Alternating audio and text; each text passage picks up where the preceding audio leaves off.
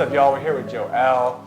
So excited for you to be here with us, man. And I want the people to know a bit about you first. Joel, before you came to CB, what were some things that you began to experience in the fitness industry that you were frustrated by, number one?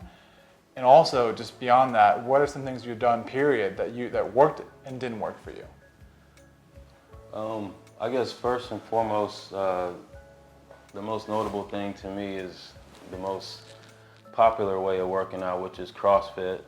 Not here to bash CrossFit in any way, but I just feel like that form of training is not something that you could do long term. It just seems like if you're in your 30s and your 40s, you can probably, get through it, but I wanted something long term, so I want to be able to work out throughout my lifetime. And that means, I hope to live till I'm 100. And I just couldn't see myself doing something like that. I even thought that even by working out like that, it would shorten what I could do beyond, my younger years. So I wanted something that would last, and this is the perfect fit for me. I feel like I'm getting stronger with so many muscle groups, and I'm a cerebral kind of a guy, and I like this form of working out because it takes a lot of knowledge in my mind to correctly do it with anatomy.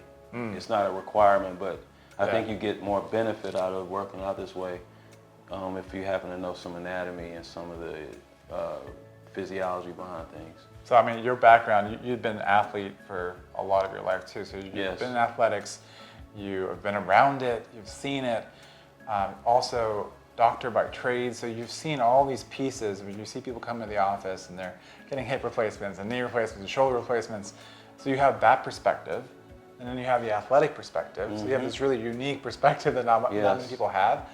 And then you go into the fitness industry and you started to try things. So for you said you tried CrossFit-like stuff, and you'd also done a lot of bodybuilding, right? And some like sports-specific stuff. You did football for a while? Yes, I played football, and I played basketball because I lived in North Carolina part of my life. Oh, you got to play basketball in North Carolina. As far as the different ranges of perspectives here, as far as typical working out, it seems like in most sports, they tend to focus on the big muscles, the biceps, the quads. I don't really think they focus on the core as much unless you're doing gymnastics or ballet kind of things, which is why people suggest that you should do such things. But typically, people aren't doing that. They're just cranking out the typical workout for what we do for sports. And then as far as patients, you start to see a pattern after a while. That these certain body injuries from just wear and tear show up, and they show up again and again and again. And the more you see it, it seems like there's a better way instead of just resorting to surgery. Yeah. And I feel like this form of working out is preventative for such things. And I've personally had an issue with my foot. It was starting to kind of collapse and get more flat, and just by working out with this sort of training, my arch has gotten back. And I keep telling people things that you can adjust your arch by working out, and people just think that's impossible. You got to get orthotics, and no, you don't. You can actually reverse that, as I did. And a lot of times orthotics, as you know, can be harmful because they support you, but then when it's gone, your arch just collapses back to where it was. Nothing got stronger. Right. Well, cool, man. That's really cool. I wanted to know a little more about you, though. It was like, what were you particularly frustrated with your body? Did you have any frustrations coming into here? Like, man, I want to resolve this thing. I'm tired of feeling this way. What were some things that you were going through in your head? Okay, well, one was the foot I'd already mentioned, but other than that, I've never really had a strong core in my mind. And but I could bench a lot because it's not really hard to develop your pecs. But my core strength wasn't ever up to what I thought it ought to be. And working out with you, my core has gotten much stronger. And I feel like I got a ways to go even. So I feel like I can further develop it. Yeah. And I guess in general, like, that's probably the main thing, the core. Mm-hmm. But I just wanted to have general flexibility across my joints. Yeah. And, you know, as you get older, you start realizing that your hips are bothering you a certain way, or you may be off in some way, and I didn't really know the best route to go. So I thought maybe yoga and Tai Chi kind of things would help, and I think they will help. But I think doing this form of training, whenever I decide to do yoga and Tai Chi, I'm gonna transition very well with those, and I think I'll probably do extremely well with those instead of having a little bit of lack of confidence going into those. So I think I wouldn't feel so comfortable at first, but I feel like I'll be able to do any of those things with no problem. I just need to learn the mechanics and the language of the specific thing. So I'm looking forward to it because those are deep breathing related concentration exercises, and I think I'm already kind of priming myself for that. That's cool, man. That's really cool. I mean, like when I first started with you, I remember like just basics. Like I remember teaching you how to brace, cueing you through how to like get connected to your body was big because you started to create connections and awareness to parts of your body you didn't think you had. And then all of a sudden you're like, oh, I can engage this one thing, and then it affects this other thing down here, and I can engage this other thing, and it impacts the other thing. And I think it clicked for you so fast because you have that athletics, anatomy, phys, all this background connected to you so fast. And what was cool is you started to excel at so many different movements. So were you kind of surprised at some of the movements you were able to do, like after doing this kind of training? Oh yeah, for sure. The one thing I'll give you credit for is you have a really good progression to the next step. And I can see the progression now that I work with you more, but there have been times when you'll say, all right, we're gonna do this exercise, and I'm thinking, I don't know if I can do that. And then I get in the position and I start doing it and I can do it. Yeah. So I've been surprised by some of the things I've been able to accomplish for the first time, but the build-up got me there. Yeah. And that's what I like about this. Again, it's cerebral, it's methodical, it's laid out in a certain sequence. Not just you show up, we got these typical things, standard things that we do, you'll get stronger. And people see results that way, but I really feel like it's been sequential enough where I'm not getting injured. I don't feel worn out. I do notice my muscles ache a little bit, but it's never where I'm so spent where I can't do things the next day. I just noticed that, I activated these muscles. I'm working along this fascia line and such, you know. So you're not debilitated for like 7 days? Not at all. You know, as a matter of fact, one thing I like to say about this form of training is I don't have to go get massages, you know, because the way it works out is we know how to not overuse ourselves, but efficiently get stronger at the same time.